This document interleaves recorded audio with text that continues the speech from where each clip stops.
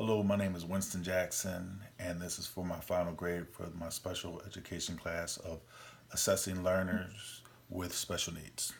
For the final exam, we have to describe the process of assessment in intelligence, academic performance, language, perceptual functioning, behavior, physical development, and the last one, social emotional functioning. To start off, intelligence is usually interpreted and measured by your IQ score. Your IQ score is calculated by your mental age divided by your chronological age times 100. It can be assessed by an IQ test. This consists of a number of tasks measuring various measures of intelligence, including short term memory, analytical thinking, mathematical ability, and spatial recognition. IQ tests do not attempt to measure the amount of information you have learned, but rather your capacity to learn. Other intelligence tests are Wechsler Intelligence Scale for Children 5 and Kaufman Assessment Battery for Children 2nd edition.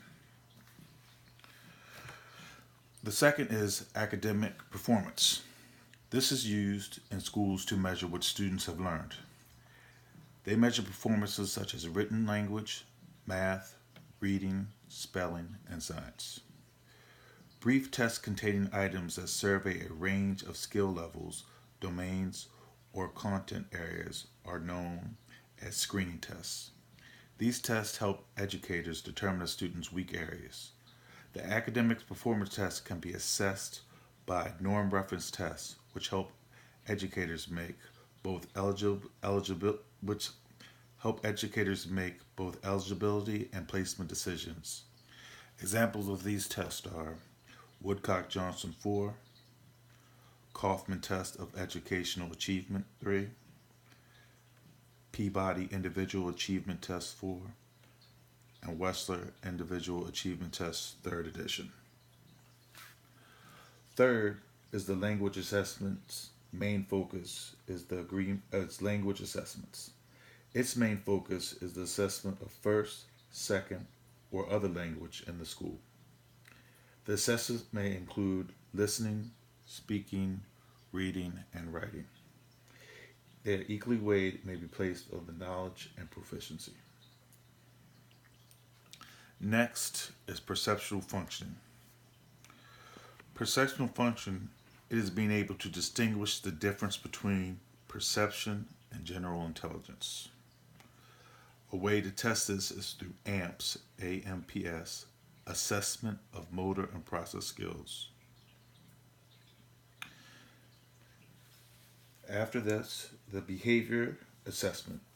The behavior assessment includes teachers and parents' rating scales, a self report of personality, a structured development history, and a student observation system.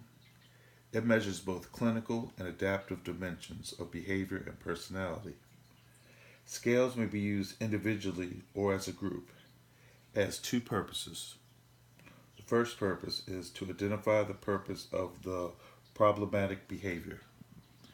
The second purpose is it replaces the problematic behavior with acceptable behaviors that deliver the same purpose as the problematic behavior. Through school settings, these are done with IEPs and Behavior Intervention Program, BIPs. Physical development. Physical development uses the term physical development, which includes vision and hearing. The child's auditory and visual functioning should always be evaluated before any other testing is initiated to rule out vision or hearing loss as for their disability. And last but not least of the seven is social emotional. Social and emotional learning is the process through which children and adults acquire and effectively apply the knowledge, attitudes, and skills necessary to A. Understand and manage emotions, B. Set and achieve positive goals, C. Feel and show empathy for others, D. Establish and maintain positive relationships, and E. Make responsible decisions. Social emotional assessment is important for understanding students' academic learning. It also is important for understanding students' social and emotional learning. A well designed social and emotional assessment includes clear goals and benchmarks and tools for universal and targeted screening and progress monitoring.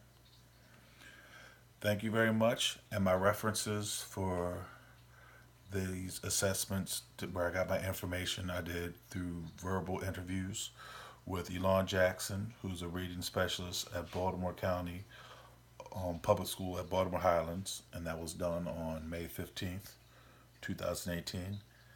And the second person I interviewed for a question was Angela Blatchy. She's a Baltimore County Public School special ed teacher for the CALS program at Catonsville Middle, and that was done on May 16th, 2018.